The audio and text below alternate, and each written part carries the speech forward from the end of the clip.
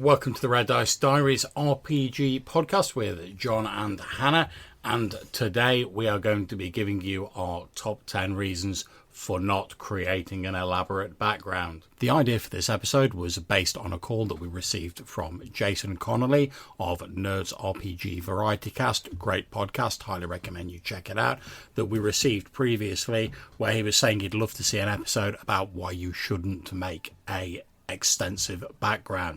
So we hope you enjoy this episode, Jason, and that the rest of you can get something out of it as well.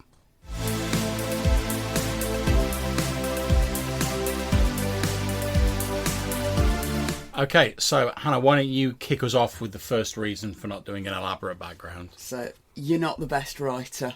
None of us are. Not True. if we're sitting about role-playing. If we were the best writers on earth, we'd be writing novels. And if you are a novelist, you'll probably realise that not everybody wants to read your novel. And your GM certainly doesn't need to be reading your novel if it's not his style of thing. Yeah, and I mean, obviously novels and RPGs are different media anyway, so even if you are the best novel writer in the world, that doesn't mean that you can just sort of port that straight over to an RPG and have everyone want to read it. But this moves us nicely onto our point two.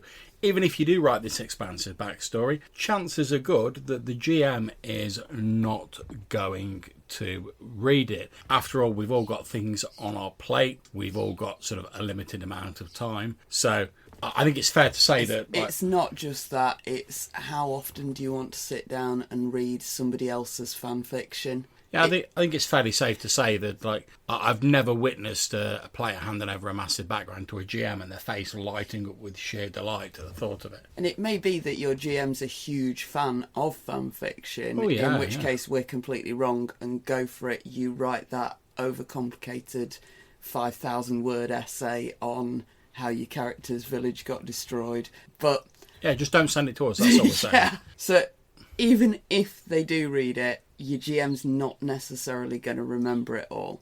Yeah, I mean, I think you're absolutely right there, love. I mean, obviously to the player, if they've put the effort into creating this, it's very important to them. But to the GM, it's just one part of, like, the game they've got to do. And that's not even taking into account, like, real life stuff and other bits and pieces all clamouring for their attention. So what are the chances that the GM's going to remember that on page 2 of your, like, 50 chapter mega background, it mentioned that your dad's favourite colour was blue or whatever, and that's just not going to stay in there. They're probably just going to skim through it and remember the main points anyway.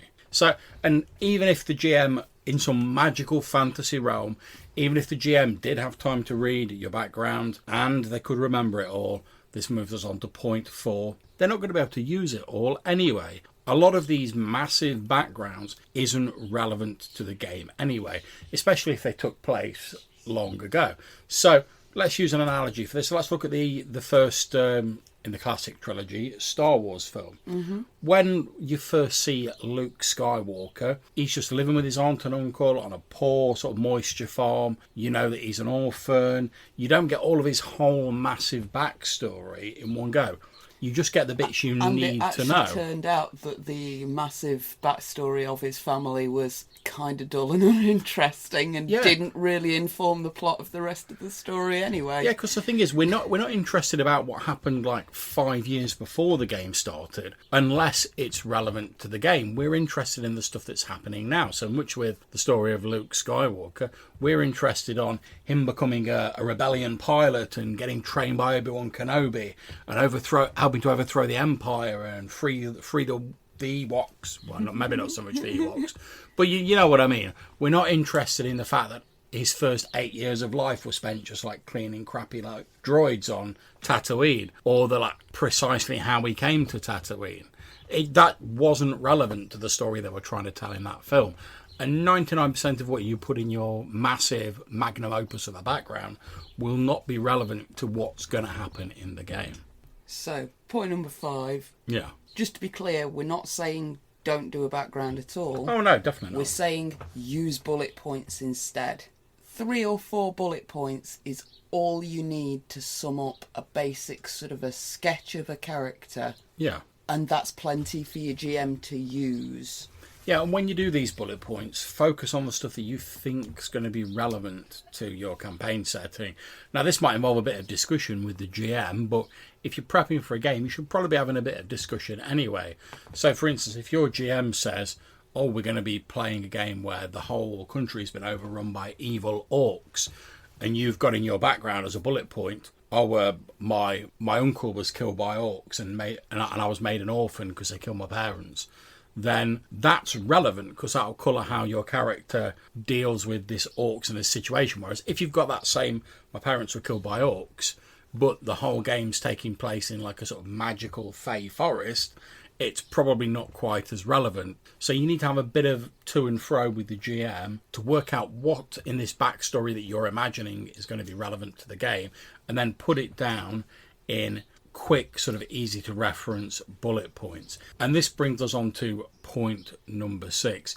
The GM preparing for this new campaign has got an awful lot to do. They've got to prep NPCs, they've got to get maps ready, they've got to read pre-published scenarios if they're using them, they've got to create their own if they're not. What they've not got time to do is for 4 or 5 players to each slap down some sort of War and Peace style fantasy novel on their desk and then digest and memorise all of that. They will be concentrating on what they need to run the game, as I was just saying. And what you should be looking to do with your background is give the GM a little bit of extra stuff they can use to make their campaign interesting, not sort of burying them under fan fiction. So number 7, it's more interesting to play out fleshing out your character than to arrive at the game with them already whole. Oh yeah. And this is actually something that Scum and Villainy game was quite good for, with the like building up of stress and traumas. Yes, yeah. And sort of the way that advancement worked, it sort of allowed you chance to go, oh, this is the thing that's like really affected my character and this is how it's affected them. And it's you're playing it out rather than writing it in advance. So it is a lot more fun from that roleplay perspective. Yeah, I mean, we often hear the phrase, show, don't tell when it comes to RPGs. And you've got to think about it. What's more dramatic? If you go to a village, you see the village burnt down, there's debris everywhere, there's absolute carnage. You come across an old injured peasant, he's got an arrow sticking out of the side of him, and as you sort of like, you're helping him out and you're trying to bring him round with a bit of water, he's like, oh, we couldn't pay the taxes for Lord such and such, and he sent his soldiers to destroy our village. Does that make you sort of understand what this guy's more about? Is that more interesting than just having an NPC turn up and be like, yes, I would like you to go and defeat Lord such and such because he's evil and he does X, Y, and Z. It's more effective with backgrounds, as with everything, to actually see things happening. Whereas if it's just someone reading something off a piece of paper or someone telling you about it, it doesn't have anywhere as much impact. And I think this moves us on to point 8, which is that if you plan all of your background out to the nth degree far in advance, when something cool, unusual, or just interesting happens later in the game and you're like, oh, that could be cool if I'd have linked it into my background, you might not have the flexibility to do that. So to use our example earlier of like the guy whose uncle was killed by orcs, maybe you've not decided who killed your uncle, maybe you just wrote down your uncle was killed. And then when you find out the campaign's about orcs, you just have a quick word with the GM and be like, oh, would it be possible for like my uncle to have been killed by like this orc tribe that we're dealing with? And most GMs will be like, yeah, no problem. Whereas if you've already got written down that your uncle was killed by the 5th cousin of the Duke of Farquaad or whatever, then that you've got to sort of get rid of that or ignore that, in which case you may as well have not written it in the first place. You should only be looking to write down the stuff that's actually going to be useful and leave yourself enough flexibility to incorporate new ideas and new cool stuff as you go along in the game. So a big part of why this sort of thing doesn't tend to work is because the GM and the player are going to have different visions of this background as it's presented. Yeah. Because the GM knows their campaign, it is their campaign, it is their vision.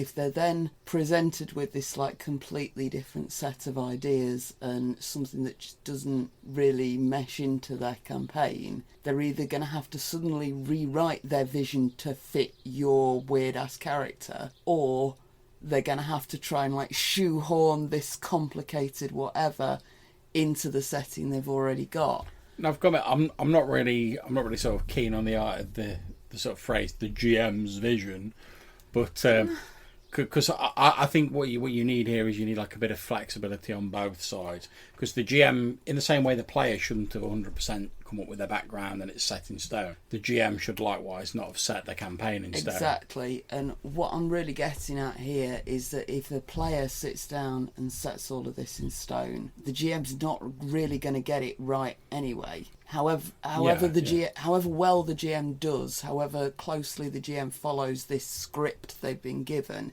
it's not going to be the game you wanted to play. No. So you may as well just go with the GM. That's part of what being a good player is. Well, like I said, I mean, I think personally, as I said, a degree of flexibility is needed on both sides. So you would expect, if you were like a player, for the GM to be able to like flex the campaign to incorporate some of your ideas. Absolutely. But by the same token, you're absolutely right, love, is that you should, if you want those ideas included, you shouldn't be making it more difficult for the GM to include those ideas. So like we said, when you're talking to the GM, there's a little bit of give and take there. But let's move on to Number 9. Number 9.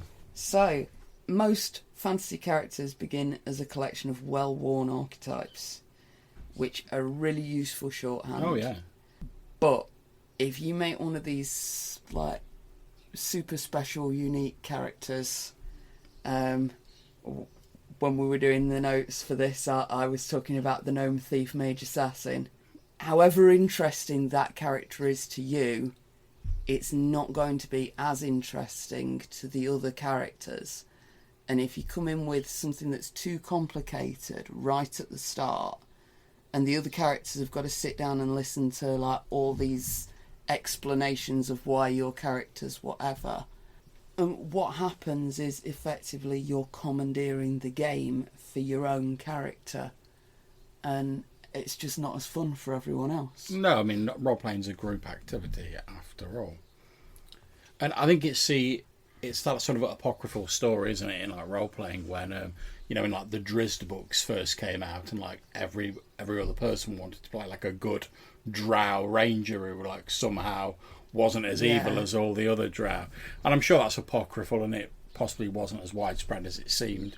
But it's that sort of thing where you are never going to... And I'm not saying you shouldn't strive to come up with a character who's a bit different, because you certainly should. But you're never going to come up with something that is truly unique and has never been seen before. Because we're talking about a fantasy game of elves, hobbits and dwarves. It's also about allowing that difference to develop in-game. If you start out the game as your basic dwarf fighter, and then you go and seduce the Ice Queen and get some ice magic, and then you go off and get involved in something where you get duplicated, and now you're playing the twin of your original character, and I'm trying to think of other cool twists from stuff that we've done, that character develops over time, and suddenly you've got this like ice dwarf with bat wings who's actually the clone of the original character, but it doesn't matter too much. It is a weird Gnome Thief Mage Assassin super special character, but because it's developed over time, you've earned that. Yeah, it's not just assumed from the start. And that comes right back to what we were saying early on, where it's far more interesting to see backgrounds develop in play than it is to simply be given them on a piece of paper at the start. I mean, take things like the Batman films, and any superhero film. The reason they always do a superhero origin as the first one, which, is becoming a little bit tired by now, I'll admit, but the reason they always do these superhero origins is because it's more interesting to see them becoming the superhero than it is once they're actually the superhero. I mean, let's take Spider-Man as a random example. You've got the whole thing, his Uncle Ben dies, with great power comes great responsibility. he learns that lesson, he puts on the suit, he becomes Spider-Man.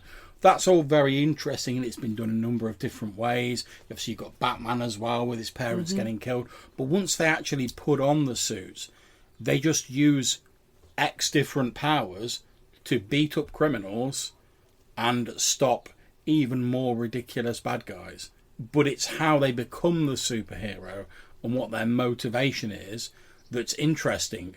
And that's why typically in any sort of superhero franchise, in the first film or the first comic or whatever, you always see their origin, so you get to see them develop and become the superhero in play, as it were, rather than someone just going, oh yes, I was bit by a radioactive spider and now I'm Spider-Man. Okay, so let's move on to our final point 10. The time you spend on writing this massive background could be better spent elsewhere. And that could be thinking of ways to make the game more enjoyable. It could be revising your character sheet, checking you know all the abilities that your characters got, chatting with some of the other PCs, asking the GM a few questions about the campaign world to get more of an idea of what's going on. Even writing down your bullet point background. There's numerous different things you could be doing that would far better serve the game than sitting down, writing an amateur fantasy novel, which then isn't going to get read by anybody. And you're going to be disappointed because it's not been read and it's not being used. The GM's going to feel a bit bad because he's not used your material, but he can't because he's not going to remember it and he's not got time and stuff like that. And basically no one wins. And meanwhile, the other players are all getting a little bit annoyed because you're taking up so much game time. Yeah, and basically no one wins in this scenario. So what we're trying to say is... We're not saying don't go and write yourself a fantastic fan fiction about your RPG character. We're not saying don't go and put that fan fiction on a fan fiction website. Yeah, if you saying enjoy don't doing that, expect your GM to be able to make use of your fan fiction about your character. Yeah, if you want to write some fan fiction, fill your boots, enjoy yourself, that's not a problem. But don't expect that it's going to give you any more time in the spotlight as a character than any of the other characters are going to get in the game, because it's a group activity. And don't expect that the GM is going to be as enamoured of this background, this fan fiction, as you are, nor that they're going to be able to use all of it. And I think if you keep that in mind, you keep your background short, to the point, preferably bullet points, and you make sure it's stuff that's relevant to the game, you'll be happier because you'll know that the GM is using some of it. The GM will be happy because you're doing some of the work for him, and the other player characters will be happy because you're contributing to the game, but in a way that isn't sucking up all of the attention towards your character specifically. If you want to get in touch with us, you can leave a voicemail message using the SpeakPipe website. There's going to be a link in this show description, or you can leave us an email. The address is rddrpgpodcast@gmail.com. So that's been this episode about why you shouldn't create a large background. Myself and Hannah are both off to seduce the Ice Queen. So until we see you again, take care, happy gaming, stay safe, and we'll see you soon.